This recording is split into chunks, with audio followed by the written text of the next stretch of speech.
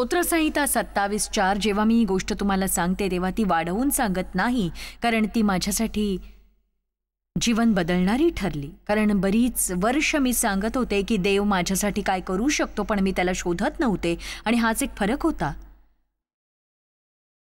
फक्त आपल्या स्वार्थासाठी आणि आपल्या गरजांसाठी देवाकडे जाणं योग्य नाही, तर तो जे आहे त्यासाठी आपण गेलं पाहिजे. देवाचा हात नव्हे तर त्याचं मुख शोधलं पाहिजे. आपण त्याचं मुख शोधलं तर त्याचा हात सुद्धा मोकळा होईल. पण जर हाताकडेच पाहिलं तर तो त्याचा घोर अपमान होईल. परमेश्वराजवळ एक वरदान मी मागितले, त्याच्या प्राप्तीसाठी मी झटेन. एक गोष्ट सगळ्यात महत्वाची आहे. एक गोष्ट इतर सगळ्या गोष्टींपेक्षा महत्वाची आहे. परमेश्वराजवळ मी एक वरदान मागितले आणि त्याच्या प्राप्तीसाठी मी झटेन. सातत्याने मी त्याचा शोध घेईन. ते हे की आयुष्यभर परमेश्वराच्या घरात माझी वस्ती व्हावी. मी त्याच्या उपस्थितीत दिवस घालवावेत आणि त्याचं मनमोहक रूप आणि अप्रतिम सौंदर्य सदैव न्याहाळत राहावं आणि केवळ त्यावरच मनन, चिंतन आणि ध्यान करत राहावं. परमेश्वराजवळ मी एक वरदान मागितलं, त्याच्या प्राप्तीसाठी मी झटेन. ते हे की आयुष्यभर परमेश्वराच्या घरात माझी वस्ती व्हावी आणि त्याचे मनोहर रूप मी पाहावे. एक गोष्ट, एकच गोष्ट. बघा, ही एक मोठी कहाणी आहे, पण जेव्हा देवाने एकदाचा माझ्या जीवनाचा ताबा घेतला तेव्हा मी सांगते, मी आधीपासूनच सेवेमध्येच होते, पण कशातही मी खुश नव्हते. मी अगदी निराश होते आणि झगडत होते. माझ्या हाती लागेल त्या सर्व सभांची मी जोमाने तयारी करायचे आणि सैतानावर ओरडत बसायचे. सैतान मला वरचढच असायचा. आणि मी देवाची इतकी आभारी आहे की त्याची सहनशीलता सातत्याने माझ्याबरोबर होती आणि तो मला तयार करत होता आणि तो मला शिकवत होता की मी पृष्ठभागावरच आहे, वरवरचंच कळतंय, खोलवरचं नाही. आणि मला खोलवर जायची गरज होती. मी दैहिक जीवन जगत होते, मला जे वाटतं, जे हवंय, जे जाणवतंय. पण बघा, माझं देवासोबत खोलवर असं नातं प्रस्थापित झालं नव्हतं. आणि जर तुम्हाला देवाला ओळखायचं असेल तर विचारांपलीकडे गेलं पाहिजे. तुम्हाला जे हवं वाटतं त्या पलीकडे जायला हवं. तुम्ही प्रार्थना करताना तुम्हाला देवाची जाणीव होत नाही, तेवढ्यावरून तो नाही असं होत नाही. आपण देवाचा शब्द आपल्या जीवनात अनुभवायला शिकलं पाहिजे. आणि जेव्हा सैतान म्हणतो तुला देवाची जाणीव होत नाही किंवा तो तिथे नाही, तेव्हा म्हणा तू खोटास. त्याचा शब्द खरा आहे. बघा, मी माझ्या जीवनात देवासोबत वेळ घालवायला झगडत होते. इतरांसारखा वेळ काढता येत नव्हता, मात्र इच्छा खूप होती. तुम्ही ऐकता तशी मी संदेश ऐकत बसायचे आणि मग घरी जाऊन खूप प्रयत्न करायचे, पण झोप यायची, उठू शकत नव्हते, काहीच कळत नव्हतं. बघा, सगळेच जण यातून जातात, पण शेवटी देव माझ्या हृदयाशी बोलला. आणि मी तुम्हाला प्रामाणिकपणे सांगते, तो माझ्याशी काय बोलला ते. तो म्हणाला की जर तू माझं मुख पाहायला शिकली नाहीस तर तू जे करतेस ते करून जिवंत राहू शकणार नाहीस. आणि मी प्रामाणिकपणे सांगते, मी तग धरू शकले नसते. मला नाही वाटत मी आज जिवंत असते, कारण मी हे खात्रीने सांगू शकते की जे चांगली कामं करतात त्यांचा सैतान तिरस्कार करतो. तिरस्कार. तुम्ही ख्रिस्ती बनता तेव्हा तो तुमच्यासाठी गालिचा पसरत नाही, पण हे लक्षात ठेवा की तुम्ही त्याच्यापेक्षाही बलवान आहात. लूक अध्याय 10:19 पहा, मी तुम्हाला साप आणि विंचू यांना तुडवण्याचा अधिकार दिलाय आणि शत्रूच्या सर्व शक्तीवरचा अधिकार दिला आहे. त्यामुळे तुम्हाला कशाचीही बाधा होणार नाही. तुमच्यामध्ये सैतानापेक्षा अधिक सामर्थ्य आहे, कारण देव तुमच्या सोबत आहे. आमेन. किती जणांचा यावर विश्वास आहे? आणि हे वचन महत्वाचं आहे. स्तोत्रसंहिता 27:4 मला फार महत्वाचं वाटलं, कारण काहीतरी महत्वाचं असं तेव्हा तुम्ही त्याच्याशिवाय जगू शकत नाही. आणि देवाने मला हे उदाहरण शिकवलं. माझ्या एका काकांना पेसमेकर लावलं होतं. पेसमेकर कसं चालतं ते मला माहीत नाही, पण त्या काळी त्यांना दर आठवड्यात ते चार्ज करावं लागायचं. आणि एकदा मी माझ्या काकांना फोन केला आणि असं म्हटलं, तुम्ही आमच्यासोबत जेवायला येता का? आपण बाहेर जेवायला जाऊ. ते म्हणाले की नाही, काकांना पेसमेकर चार्ज करायचंय, पुन्हा कधीतरी जाऊ. मी म्हटलं ठीक आहे, ते नंतर करतील ना.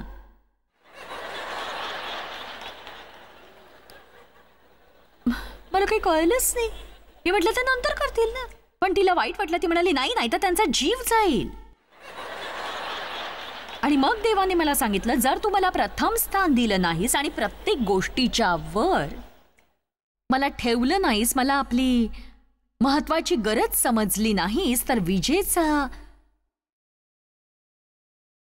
विजेचा प्रवाह नसलेल्या तारेसारखी तुझी गत होईल, एवढं नक्की.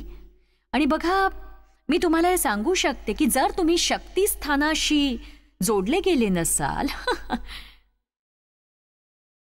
तर मग म्हणजे बऱ्याचदा मी इथे एक दिवा घेऊन येते आणि सोबत त्याची वायर असते, पण प्लग लावलेला नसतो. आणि तुम्ही दिवा लावायचा कितीही प्रयत्न करत राहिलात, तो काही केल्या लागणार नाही. आणि मग तुम्ही तो बल्ब काढून म्हणजे त्या जागी दुसरा बल्ब लावला तरी लागणार नाही. नेमकं काय चुकलं? प्लग लावला नाही. काही जणांचा प्लग निघून जातो आणि काही जणांचा प्लग कधीच लागलेला नसतो. ते लोक योग्य गोष्टी ऐकत असतात, योग्य गोष्टी शिकत असतात. आणि मी तुम्हाला सांगू इच्छिते, देवाबरोबरचं नातं म्हणजे केवळ नियमांचं साचेबद्ध रीतीने पालन करणं नव्हे, तर ते पण आपल्याला शिस्तही हवीच, मार्गदर्शक तत्वही हवीत. पण मला वाटतं की बऱ्याच जणांना देवासोबत वेळ घालवायचा म्हणजे नेमकं काय करायचं ते कळत नाही आणि त्यामुळे ते वेळ काढत नाहीत. तुम्ही काय करता त्याच्याशी मला काही देणं घेणं नाही, पण तुम्ही एका खोलीत जा, हसा, रडा, गाणी गा, वाचा, नाचा, ओरडा, प्रार्थना करा, मला खरंच परवा नाही. पण तुम्ही देवासोबत वेळ घालवायला शिकायलाच हवं. तुम्ही देवाची सवय लावून घ्यायला. आमेन.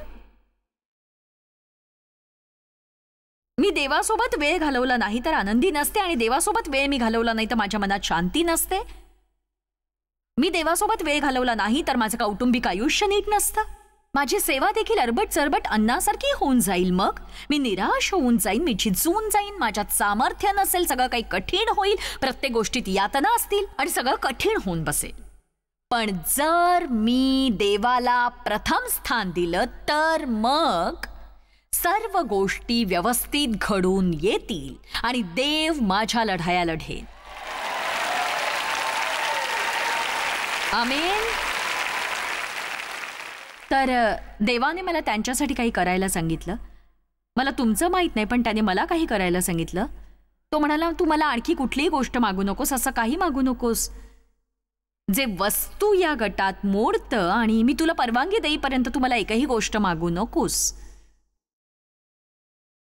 आणि अक्षरशः 6 महिने असेच केले. बघा, देवाकडे वस्तू मागणं अयोग्य नाही, पण माझी एक समस्या होती. मला वस्तूंचं आकर्षण होतं. मी प्रथम देवाचं राज्य शोधत नव्हते, मी राज्याचे फायदेच शोधत होते. बघा, राज्याशिवाय तुम्हाला त्याचे फायदे मिळूच शकत नाहीत. प्रथम देवाचं राज्य आणि त्याचं नीतिमत्व मिळवा, म्हणजे या सर्व गोष्टी तुम्हाला प्राप्त होतील. देवाच्या मागे जा म्हणजे वस्तू तुमच्या मागे येतील. आणि आता माझं लक्ष देऊ नये का, तुम्ही देवाची मुलं आहात आणि देव फक्त आपल्या मुलांनाच आशीर्वाद देऊ इच्छितो. आपल्याकडे किती आहे यापेक्षा, बघा, आपल्याकडे किती आहे यापेक्षा आपण देवाला काय स्थान देतो हे देव पाहत असतो. पण हे तितकंच खरं आहे की अनेक लोक देवाला प्रथम स्थान देत नाहीत, कारण देव त्यांना ज्या गोष्टी देतो त्यांची काळजी घेण्यात ते इतके व्यस्त असतात की देवाला प्रथम स्थान द्यायला त्यांच्याकडे वेळच नसतो. आणि बघा, इतकी मोठी सेवा चालवायला खूप श्रम लागतात. मी तुमच्यापुढे फुशारकी मारत नाहीये, मी कधी असं बोलले नाही, पण या ठिकाणी येण्यासाठी मला नरक यातना सोसाव्या लागल्या.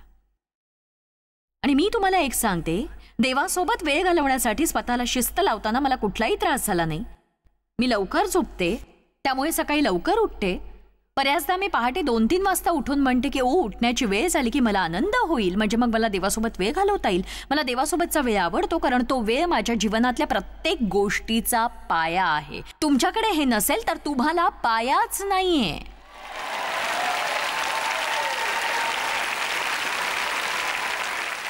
मग जॉयस, तू या वेळेचं करतेस तरी काय? वेगवेगळ्या गोष्टी करते. बघा, मी वाचते, मी बायबल वाचते, कधी कधी मी बरेच दिवस बायबल वाचत नाही. आणि बघा, माझ्याकडे माझं स्वतःच असं एक विश्व आहे, माझ्याकडे बरीच पुस्तकं आहेत आणि मी देवाला पत्र लिहिते. मला माझ्या डायरीत लिहायला आवडतं. आदल्या दिवशी माझ्या जीवनात घडलेल्या घटना मी लिहिते आणि देवाचे आभार मानते आणि पुष्कळदा मी मागच्या सगळ्या गोष्टी आठवण्याचा प्रयत्न करते. कदाचित मी एकटीच असं करत असेन, कारण कितीतरी जणांना हेच माहीत नाही की देवासोबत वेळ घालवायचा म्हणजे काय करायचं. पण जे मी करते तेच तुम्ही करावं असं माझं म्हणणं नाहीये. मी तुम्हाला हेच सांगू इच्छिते की त्यात साचेबद्धपणा नसावा.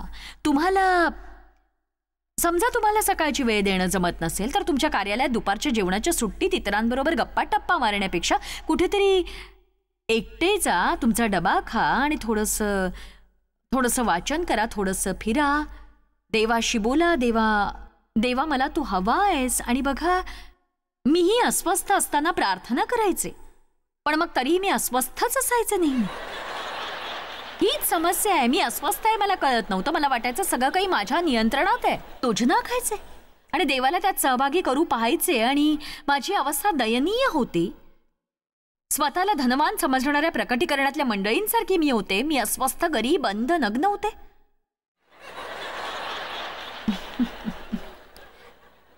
मला काय म्हणायचंय ते इथे कुणाला कळतंय तरी का? एक सांगू का? आता इथे बसून तुम्ही सगळेजण निश्चय करून म्हणाल की मी रोज सकाळी देवासोबत माझा काही वेळ नक्कीच घालवीन. आणि इथे बसल्या बसल्या मी सांगू शकते तुमच्यापैकी काही जण तिथे जाऊन घोरत पडतील. काही जण म्हणतील की अरे बाप रे,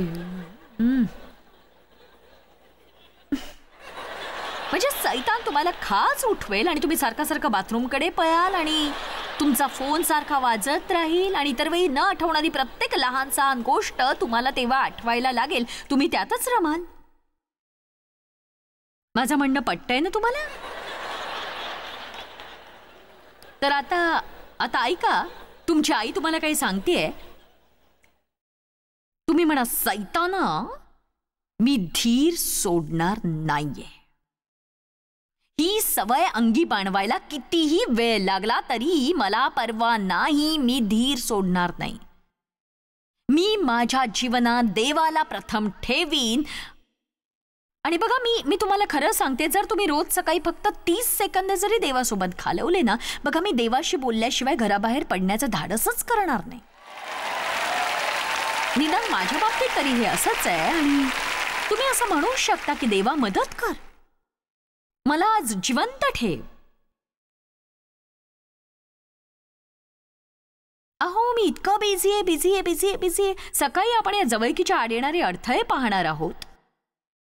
बघा, मी अजून माझा संदेश दिलेला नाहीये. मला ठाऊक नाही की मी कुठे आहे, पण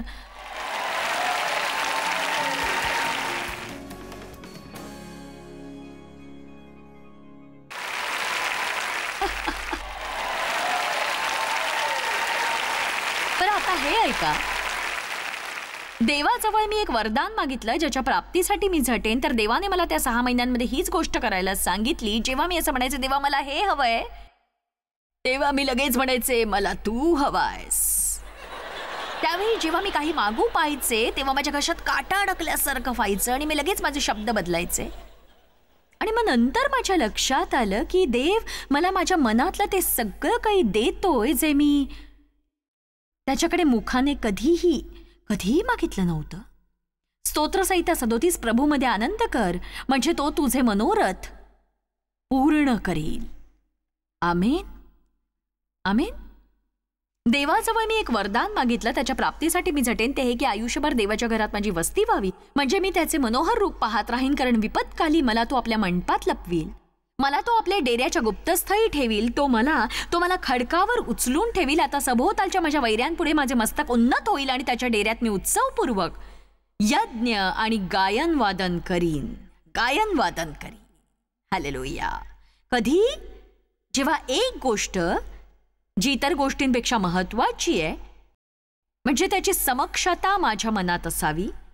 मोशेला देवाच्या समक्षतेचं महत्व ठाऊक होतं. तो म्हणाला, प्रभू, मी त्यांच्याकडे जाऊन मला कोणी पाठवलंय म्हणून सांगू. देव म्हणाला, मी तुझ्यासोबत जाईन. मोशे म्हणाला, तू येणार नसशील तर मी जाणार नाही. म्हणजे जर देव इथे नसेल तर मीही इथे येऊन तुमच्याकडे पाहत बसणार नाही. मला तशी जबाबदारी स्वीकारायची नाही. आपल्या जीवनात देव हवाच मित्रांनो. देवाविषयी जाणून घेऊ नका, देवाला ओळखा. उसन्या विश्वासावर तुम्हाला तग धरता येणार नाही. तुम्ही स्वतः देवाबरोबर आपलं नातं सोडा. यावर जगू नका की तुमच्या आईला, आजीला किंवा तुमच्या जोडीदाराला किंवा पालकाला किती ठाऊक आहे. तुम्हाला काय ठाऊक आहे? तो जो परात्पराच्या गुप्तस्थली वस्ती करतो. वस्ती करणं म्हणजे तिथेच राहणं, रविवारी सकाळी भेट देणं नव्हे. जो परात्पराच्या गुप्तस्थली वस्ती करतो तो सर्व समर्थाच्या सावलीत राहील, म्हणजे निरंतर राहील आणि शत्रू त्याच्या पुढून पळतील. आणि बघा, मला हे आत्मिक युद्धासारखं वाटतंय. देव माझ्या लढाया लढेल, मी त्याच्यासोबत वेळ घालवीन आणि तो माझ्यासाठी लढेल. तुम्हाला हे आवडलं का? म्हणजे असं की माझ्याकडून डब्याचं झाकण उघडलं नाही तर मी ते देवकडे नेते. काही चिंता नाही, त्याच्याकडे उपाय आहे. फक्त त्याच्या सोबत राहा तुम्ही, त्याच्यावर निस्सीम प्रीती करा. मी सांगते तुमच्या समस्येवर तोडगा निघेल. कुठल्याही गोष्टीविषयी संभ्रमात राहू नका. देव ते सोडवू शकत नसेल तर तुम्ही तर कधीच नाही. स्तोत्रसंहिता 31:20 बघू. त्यांच्या मनुष्याच्या कटांपासून तू आपल्या समक्षतेच्या गुप्तस्थळी लपवशील. जिभांच्या कलहापासून त्यांना तू मंडपात राखशील. याचा अर्थ जेव्हा तुम्ही देवाचा आश्रय धरता तेव्हा लोक तुमच्याविषयी काहीही बोलले तरी त्याचा तुमच्यावर काहीही परिणाम होत नाही. देव त्यांच्या कपटी भाषणापासून तुम्हाला चांगलं सांभाळतो. जे कोणतेही हत्यार तुझ्या विरुद्ध चालवायला घडलेले आहे ते साधणार नाही. तुझ्या विरुद्ध वाद घालणाऱ्या जिभेला तू अन्यायी ठरवशील. अन्यायी. प्रभूचा जय जयकार करा.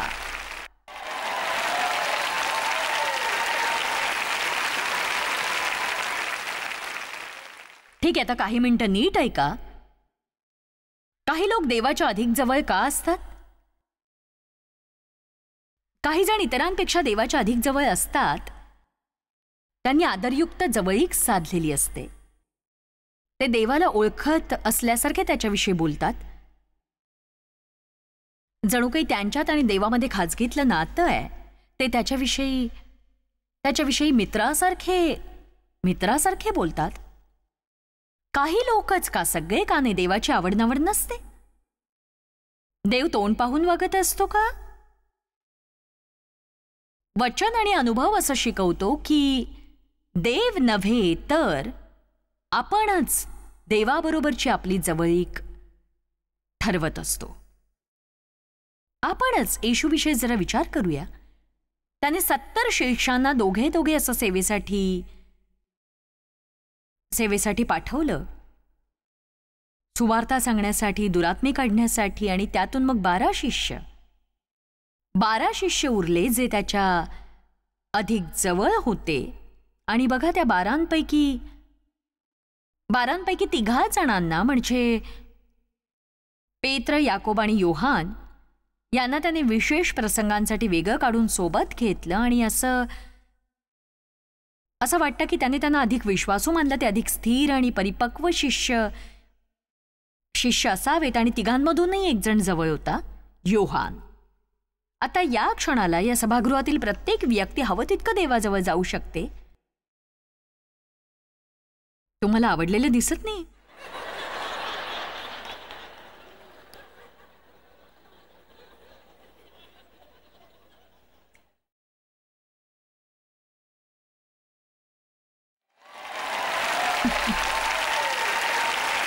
आता या क्षणाला इथली प्रत्येक व्यक्ती, टीव्हीवरून बघत असलेली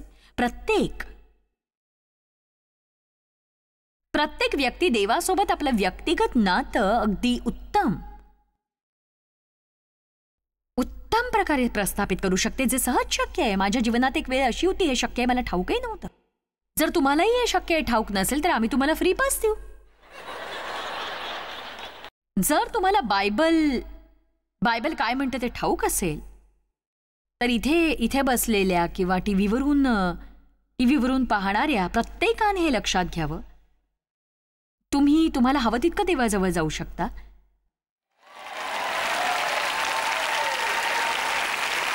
आणि मी तुम्हाला एक सांगते, आपली सगळ्यात मोठी समस्या ही आहे की हल्ली लोकांना आपली जबाबदारी व्हायला आवडत नाही. देवाबरोबरच्या वाटचालीत आपण आपली जबाबदारी पूर्णपणे पार पाडायला हवी, कारण देव पक्षपाती नाही. इच्छुक असलेल्या प्रत्येकासाठी अभिवचन आहे. प्रत्येकासाठी मी तुझ्यापुढे जीवन आणि मरण ठेवलंय, तू तर जगावं आणि म्हणून जीवनाची निवड कर. 1-2 गोष्टी पाहून आपण थांबणार आहोत. मार्था मरियेची कहाणी तुम्हाला ठाऊकच आहे. प्रभू येशू घरी आला तेव्हा मरिया त्याच्या पायांजवळ येऊन बसली आणि मार्था काम करत होती. त्यामुळे ती वैतागली. ती मरियेवर चिडली, म्हणाली, बघ इतकं सगळं काम मीच करायचं का? मार्थे, तू बऱ्याच गोष्टींविषयी दगदग करतेस. मरियेने एक गोष्ट जी गरजेची आहे ती निवडली आहे. काम करण्याची वेळ असते, आराधनेचीही वेळ असते. उद्या आपण प्रथम स्थान कशाला द्यायचं त्याविषयी पाहणारच आहोत. काही गोष्टी प्रथम असायलाच हव्यात. दुजा भावाचा प्रश्नच येत नाही. फक्त पहिल्या गोष्टींची पुनर्मांडणी करावी लागेल. फळ न देणाऱ्या गोष्टी दूर साराव्या लागतील आणि तुमच्या लक्षात येईल देवासाठी तुम्हाला भरपूर वेळ काढता आला. आमेन. बरेच लोक व्यस्त असतात पण ते काय करतात हे त्यांना कळत नाही. ते तुम्हाला आवडत नाही त्याचा तुम्हाला तिटकारा असतो आणि तरीही तुम्ही ते करत असता.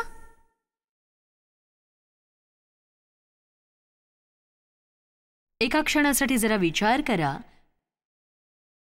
आपण बायबलमध्ये जवळीकतेचे स्तर बघतो. 70, 12, 3 आणि 1. जेव्हा मोशे 10 आज्ञा घेण्यासाठी गेला तेव्हा असंच घडलं. देव म्हणाला, लोकांना शुद्ध करा आणि 3 दिवसांनी मी इथे येईन आणि तू त्यांना या डोंगराच्या पायथ्याशी घेऊन ये. पण तू डोंगराभोवती एक कुंपण घाल, त्यांनी त्याला स्पर्श करू नये. जर ते त्याला स्पर्श करतील तर मरतील. तेव्हा सर्व लोक फक्त डोंगराच्या पायथ्याशी येऊ शकले. ते त्याला स्पर्शही करू शकत नव्हते, कारण देव त्या डोंगरावर उतरणार होता आणि देव पवित्र आहे. आणि ते इतके अपरिपक्व होते की त्यांनी तशा अवस्थेत देवाच्या पावित्र्याला स्पर्श केला असता तर ते अक्षरशः नाश पावले असते. देवाची स्तुती असो, आपण आता ख्रिस्ताच्या रक्ताने जवळ आलो आहोत. तुम्ही देवासोबत वेळ घालवला नाही तर मरणार नाही, पण तुम्हाला मिळू शकणाऱ्या जवळच्या नात्याला मात्र तुम्ही मुकाल. आणि मी तुम्हाला सांगितलेल्या गोष्टी तुम्ही केल्या नाहीत तरी माझी खात्री आहे की तुम्ही खात्रीने स्वर्गात जाल. कारण जर प्रभू येशू तुमचा तारणारा आहे असा तुमचा विश्वास आहे आणि तो तुमच्या पापासाठी मरण पावला असा तुमचा विश्वास आहे तर तुम्ही नक्कीच स्वर्गात जाल. पण म्हणजे याचा अर्थ असा नाही तुम्ही पापी जीवन जगावा आणि त्याबद्दल सबबी सांगत राहाव्या. तुम्ही स्वतःचं आत्मपरीक्षण करा. बघा, तुम्ही एक फार छान व्यक्ती आहात. तुम्ही दरोडे घालत नाही, चोऱ्या करत नाही किंवा हत्या करत नाही. पण तुम्ही फक्त असं म्हणता की मी या गोष्टी करू शकत नाही, ते करू शकत नाही. बघा, मी तुम्हाला एक गोष्ट सांगते. मी तुम्हाला स्वर्गात पाहीन पण तुमच्या यात्रेत तुम्ही मला दयनीय कराल. तुमची अवस्था खरोखर दयनीय होईल. देवाने तुमच्यासाठी राखून ठेवलेल्या बऱ्याच गोष्टींना तुम्ही मुकाल, कारण तो बालकांना सामर्थ्य देत नाही. आणि बघा, तुम्ही आपल्या 3 वर्षाच्या बाळाला आपल्या कारची चावी कधीही देणार नाही.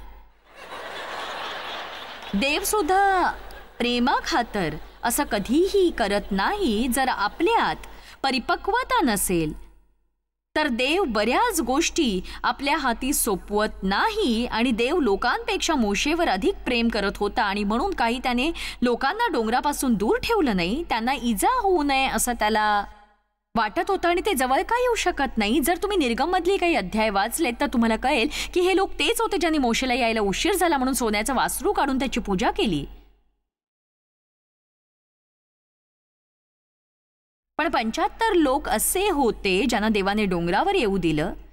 70 वडील, 3 माणसं ज्यांचा उल्लेख केलाय, आणि मोशे आणि यहोशवा हे सगळे डोंगरावर गेले. या सगळ्यांनी देवाच्या उपस्थितीचे तेजस्वी रूप पाहिले. पण देव म्हणाला की फक्त मोशेच वर येऊ शकतो. तर म्हणूनच मी विचारू इच्छिते की तुमच्यापैकी कोणाला उंचावर जाण्याची इच्छा आहे का? तुम्ही पर्वताच्या पायथ्याशीच घुटमळू शकता. कुंपणाच्या पलीकडे तिथे काही मजा नाही. तुम्ही सोन्याच्या वासराची पूजा केल्यामुळे तुमच्या वाट्याला ते येईल जे आज कित्येकांच्या येतं. ते म्हणतात की मला हे करायची इच्छा नाहीये, मला आणखी पुढे जायचंय आणि मला प्रभूसोबत वाटचाल करायची आहे. तुम्ही असं बोलून त्या 70 पैकी एक नक्कीच बनवू शकता. म्हणजे तुम्ही देवाच्या उपस्थितीचं तेज पाहू शकता. ही सगळी वचनं वाचायला वेळ नाही आता, पण देवाच्या गौरवी उपस्थितीचं तेजस्वी रूप पाहणं अद्भुत आहे. त्यांना देवाच्या गौरवी उपस्थितीचं तेजस्वी दर्शन घडलं. मला नाही माहित त्यांची प्रतिक्रिया काय असेल. आपण म्हटलं असतं वा इथेच राहिलं तर किती बरं होईल. कुणाला आणखी पुढे जायचंय.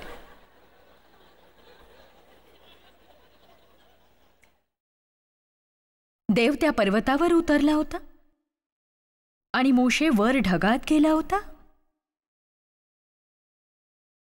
आणि एक मित्र दुसऱ्या मित्राशी बोलतो तसा तो देवाशी बोलत होता. असं वर कुणाला जायचंय सांगा. लक्षात ठेवा, देव वाट पाहतोय आपण त्याच्यासोबत जवळीक साधायला किती उत्सुक आहोत याची. जितकं आपण देवाच्या जवळ राहू तितकं आपलं जीवन तृप्त असेल.